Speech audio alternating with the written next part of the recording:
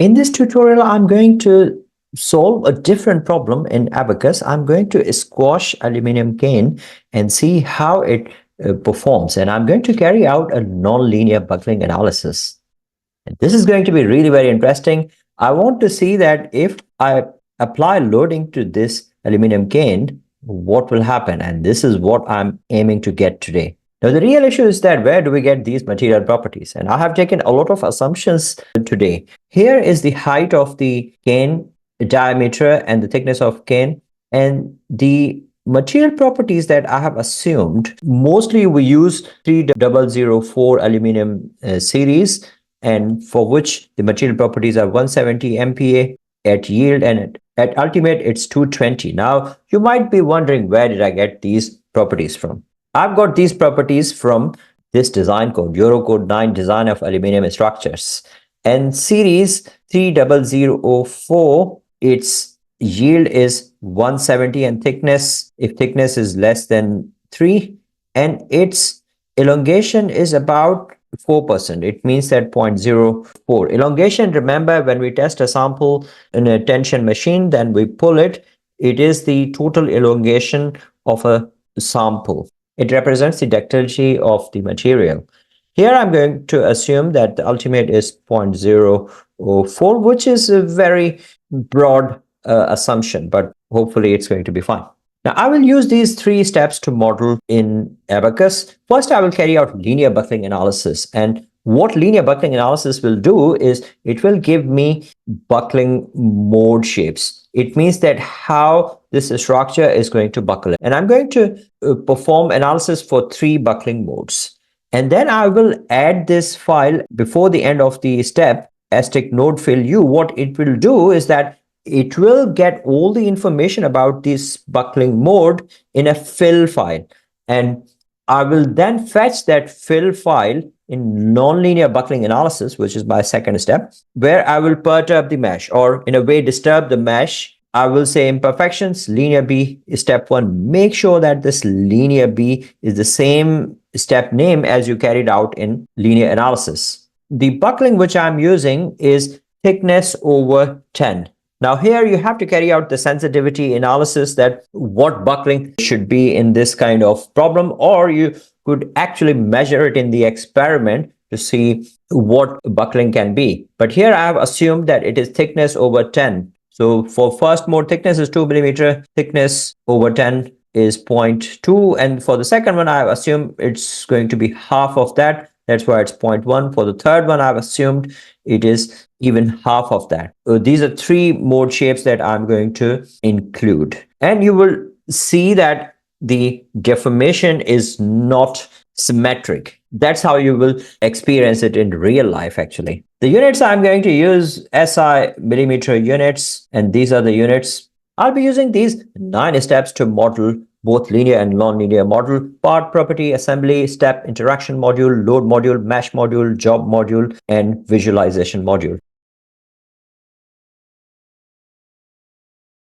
First step is part, where we will create geometry. Let's now get started with Abacus. First, I will say a linear model. So I will say linear. Starting with part, I will say can, and it's 3D, deformable, and shell. And I will say extrusion and click OK. And then I will start with circle, center point. Center point is going to be 0, 0. And then I will click anywhere along here. And then I will dimension the distance between this point and this point, as vertical distance is going to be 0. And then I will have radius. As the diameter of the cane is 66, I will dimension it again. The horizontal distance is 33. Once you have done it, then click done. And then depth is 120. Now, in this way, you have created the model. Second step is property, where I will define materials and assign those materials. So I will say aluminum, and mechanical, elastic, modulus of elasticity is about 70000 MPa, which is about a third of steel. And Poisson's ratio is 0.35. For a steel, we use 0.3. And then mechanical properties, plastic properties, I will use 170 and 0. And I will use 220 and 0.04 is my ultimate strain. Click done. And then I will define a section. I will say shell homogeneous. Click continue. And thickness of shell is 2. And I will keep everything as default. Once the section has been defined, the next step is to assign that section. So choose this from the middle surface. Now section has been assigned. Third step is assembly module, where we will assemble all parts. Next is assembly. So here I will click on create instance and assembly has been defined. Fourth step is step module, where we define all analysis steps and parameters. Step module. Here I will define one step. I will simply say a linear step, and it will be linear perturbation and buckle. Click continue. And here I will request 3 buckling modes. And here I will increase it to probably 300. Otherwise, it's not going to give me results. And I'm going to use the subspace one because I don't need a lot of eigenvalues. If I need more eigenvalues, then length should be a good method. Click done. Fifth is interaction module, where we define contact interactions and constraints. Then I have interaction. In interaction, I will define the reference point, and then I will tie up those reference points with the edges. So reference point first, I will define reference point as 0, 0, 0. And then I will define another reference point, tool reference point, that will be 0, 0, 120. So this is my top reference point and this is bottom reference point, and I will rename these reference points just to be sure. So click on this one and rename, say T ref, and the second one is B ref. And then I will define sets. So I will define top edge. Top edge will be this entire edge. And I will define a bottom edge. Now you might be wondering, why am I defining these edges? I will tell you in a minute why I'm defining these. Then bottom edge. And then I will also define as top reference point. I will choose tref. And I will define bot ref as well. Now these edges have been defined. Now I will go to constraints, and then I will say tie top. I will tie up all the nodes, not tie tab, tie top. I will tie up all the nodes of top edge with the reference point, and then I will say rigid body and click continue, tie nodes, and I will choose, click on sets, top edge, continue, and I want to tie it with, again go to sets with the top reference point. Now this has been tied, and then I will repeat the process for the bottom one as well. So I will say tie bot, rigid body, and tie nodes, click on sets, and I will say bottom edge, and the point reference is, then again I will go to sets and bottom ref. In that way, I've tied the edges with the reference points, and that will help me define the boundary conditions. Sixth is load module, where we define boundary conditions and loading. Then I will go to load module. Here I will define boundary conditions and loading. Double click on boundary conditions and say fix bot, and I want to define it in initial. So here I will choose the set bottom reference point, click continue, and I want to define encaster boundary condition, which will fix it at the bottom. And then I will say roller top, and this will be defined in initial as well. Displacement rotation, here top reference point, click continue. I want to restrain it in 2 directions only, X and Y, it is free to move in Z direction because that's where I'm going to apply loading. Click OK. And then I will go to load as well. So I will apply load in linear model. And here I will apply a concentrated load at top reference. I will simply apply 1 Newton load. It will make the things simple for me. Seventh is mesh module, where we define mesh size and element type. Once loading is done, then I will go to mesh. And here first I will go to mesh controls. Here I will define it as sweep, technique, and quadrilateral dominated. It will turn it into yellow. Then I will define the elements. Let us see, I'm going to use this S4R element. Elements are done, and then I will seed the part, and I'm going to use 5mm mesh. That is quite refined mesh. And then click on mesh to mesh the part. Part has been meshed now. Eighth is job module, which we use to run and monitor analysis. The next is job module. And here I will name the job as linear_B.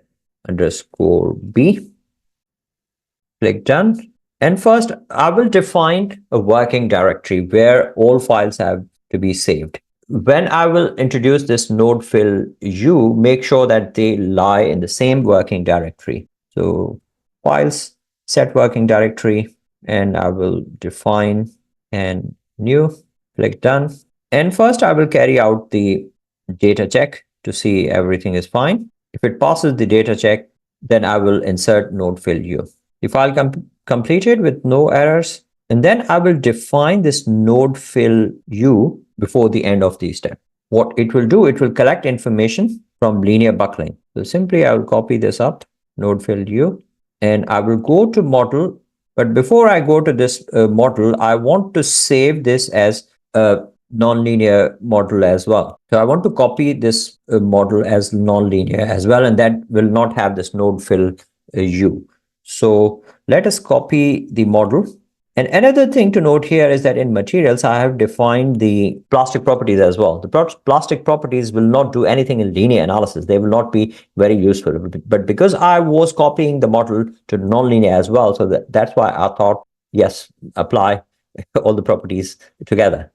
So don't be confused that this plastic property is going to do anything. It's not going to do anything in linear model, but it will do something in nonlinear, definitely. So I will copy this model to nonlinear model, and I will go to model and edit keywords for linear. Now edit keywords for linear, I will put this before end step. So here, paste it. Then again, I will give it another space and click OK. Then I will run the analysis and I will make sure that this fill file is created in the folder in my working directory. If it is not created, then I've made some mistake. Submit, and then I will monitor it as well. A clean solution. Ninth is visualization module used for viewing results. I will right click and go to results. If you click on here, you will see this deformation pattern.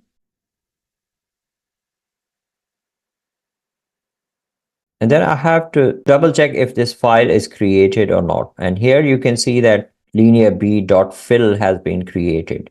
If this is not created, then we cannot fetch this file in nonlinear analysis. So make sure fill file is created. And now I will locate my nonlinear model in the same directory as well. Once this is done, I know that buckling load is 9.32 to 10 raise 5.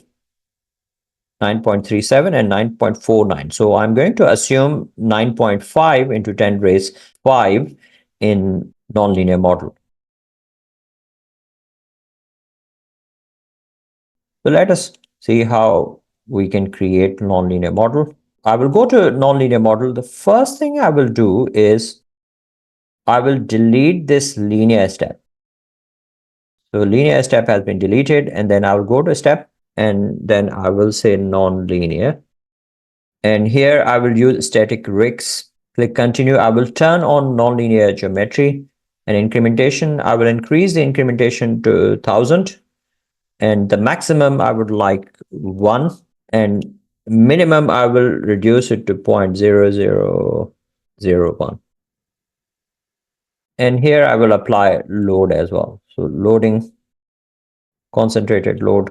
I will go to sets and top reference point. Continue. And here I will apply 9.5 e raised 5, the one which I got from the buckling analysis. Click done. Once everything is done, then I will create nonlinear b underscore b. Click continue. Okay. And then I will run the data check to see if everything is fine. Then after that, I will put the imperfection keywords. Data check is completed without any errors. The next thing is to define this imperfection, linear b, and this will introduce imperfections in the model. And I've used thickness of the can divided by 10 for the first one, and the second one is half, and third one is even half of that. Make sure that this name is the same name as you define in the job. So your fill file should be linear underscore b dot fill. Otherwise, this will not fetch it. Let us put this imperfection linear b. Let's copy this and put it in keywords. I will go to model and then edit keywords and nonlinear. Here I will introduce it before running the loading step. So loading step is this one, step name nonlinear. Before that, I will introduce imperfection. So before it is carrying out a nonlinear analysis, this step is introduced. What it will do, it will introduce imperfections, geometric imperfections in the model. Here, I have not introduced other imperfections, like there could be residual stresses, there could be other imperfections as well, but here just geometric imperfections, which means out of straightness, any wavy patterns on the cane. If there are no imperfections, then it's not going to fail at all. But here we will have these imperfections. Let us save it and let's try to run it now. So click on submit, submit it, then I will right click and I will monitor. It is applying some increments. Now it is reducing the increments. Let us see what is happening in results. Probably stop the analysis here.